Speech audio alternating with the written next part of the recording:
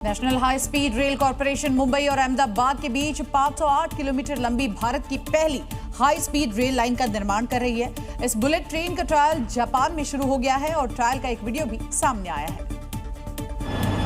भारत में जल्द ही bullet train दौड़ने वाली है। जापान में मुंबई से अहमदाबाद के बीच चलने वाली बुलेट ट्रेन का ट्रायल शुरू हो गया है। भारत में इसे जल्द से जल्द लाने के लिए तेज गति में कार्य चल रहा है। भारत में बुलेट ट्रेन का ट्रायल शुरू होना एक बड़ा कदम माना जा रहा है। जापान भारत को 2 शिनकानसेन ट्रेन सेट उपहार में देगा। एक बुलेट ट्रेन E5 सीरीज और एक E3 सीरीज है। ट्रेनों की डिलीवरी भारत में 2026 की शुरुआत में की जाएगी। ये ट्रेन मात्र 2 घंटे में मुंबई से अहमदाबाद यात्रियों को पहुंचा सकती है। जापान से भारत में ट्रेनों की आने इनकी टेस्टिंग होगी। इन ट्रेनों को भारतीय भौगोलिक और जलवायु परिस्थितियों में कई स्तर के परीक्षणों से गुजरना होगा। केंद्रीय गृह मंत्री अमित शाह का बंगाल दौरा। कोलकाता में फॉरेंसिक लैब के नए भवन का उद्घाटन किया। कहा, फॉरेंसिक के बड़े बड़े आर्थिक घोटाले सामने आए, अपराध के खिलाफ सटीक जांच में फायदा।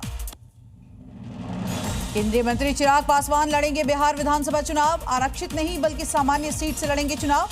पटना, दानापुर या फिर हाजीपुर सीट से लड़ सकते हैं चुनाव। आरजेडी से निष्कासन के बाद तेज प्रताप यादव ने अपनी चुप्पी यहां पर तोड़ी। कहा, मम्मी और पापा मेरी दुनिया आप में ही समाई हुई है। साजिश करने वाले जय चंदू का भी यहां पर जिक्र किया।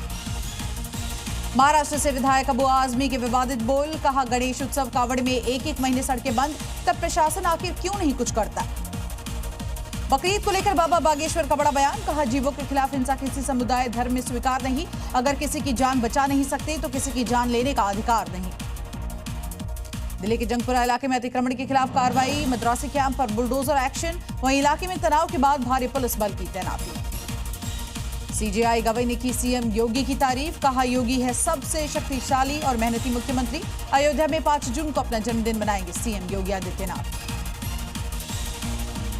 देश में कोरोना मरीजों की संख्या में हुआ इजाफा। अब तक आपको बता दें 3700 के पार यह आंकड़ा पहुंच गया है। कोरोना से अब तक 28 लोगों की मौत।